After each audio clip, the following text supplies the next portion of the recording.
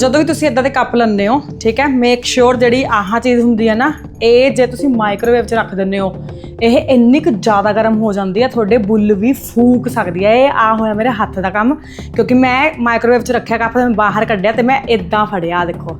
ਠੀਕ ਹੈ, ਤੇ ਆਹ ਚੀਜ਼ ਮੇਰੀ ਸਾਰੀ ਇਹ ਤੇ ਲੱਗ ਗਈ ਤੇ 2-3 ਸੈਕਿੰਡ ਮੈਂ ਫੜ ਕੇ ਰੱਖਿਆ। ਆਫਕੋਰਸ ਜਦੋਂ ਤੱਕ ਮੈਂ ਥੱਲੇ ਰੱਖਿਆ ਤਾਂ ਮੇਰਾ ਆਹ ਹਾਲ ਹੋ ਚੁੱਕਿਆ ਸੀ। ਸੋ ਧਿਆਨ ਦਿਓ, ਜੇ ਤੁਹਾਡੇ ਘਰ 'ਚ ਬੱਚੇ ਹੈਗੇ ਇੱਦਾਂ ਦੇ ਕੱਪ ਤੁਸੀਂ ਨਾ ਹੀ ਰੱਖੋ ਤਾਂ ਬੈਟਰ ਹੈ। ਹੁਣ ਮੈਂ ਇਹਨਾਂ ਨੂੰ ਜਾਂ ਤਾਂ ਲਕਾਉਂਗੀ ਵੀ ਬੱਚੇ ਤੱਕ ਨਾ ਜਾਵੇ, ਤੇ ਇੱਦਾਂ ਦਾ ਕੱਪ ਕਦੇ ਵੀ ਮਾਈਕ੍ਰੋਵੇਵ 'ਚ ਨਹੀਂ ਰੱਖਣਾ ਜਿਹਦੇ ਉੱਪਰ ਆਹ ਗੋਲਡ ਪਲੇਟ ਜੀ ਨਹੀਂ ਲੱਗੀ ਹੁੰਦੀ। ਇਹ ਨਹੀਂ ਹੈਗਾ ਕਿ ਛੋਟੇ ਬੱਚਿਆਂ ਲਈ ਹੀ, ਇਹ ਵੱਡਿਆਂ ਆਪਣਿਆਂ ਲਈ ਵੀ, ਕਿਉਂਕਿ ਜਿਵੇਂ ਤੁਸੀਂ ਇਹਨੂੰ ਮਾਈਕ੍ਰੋਵੇਵ 'ਚ ਰੱਖਦੇ ਹੋ ਵਿਦਿਨ ਆਈ ਥਿੰਕ 10 ਸੈਕਿੰਡਸ ਔਰ ਉਹ ਤੋਂ ਵੀ ਘੱਟ ਇੰਨਾ ਜ਼ਿਆਦਾ ਗਰਮ ਹੋ ਜਾਂਦਾ ਨਾ ਆਹ ਪਾਰਟ ਤੇ ਆਹ ਚੀਜ਼ਾਂ, ਜਦ ਤੁਸੀਂ ਇਵਨ ਮੂੰਹ ਤੇ ਵੀ ਲਾਉਂਦੇ ਹੋ। ਸੋ ਮੇਕ ਸ਼ੋਰ,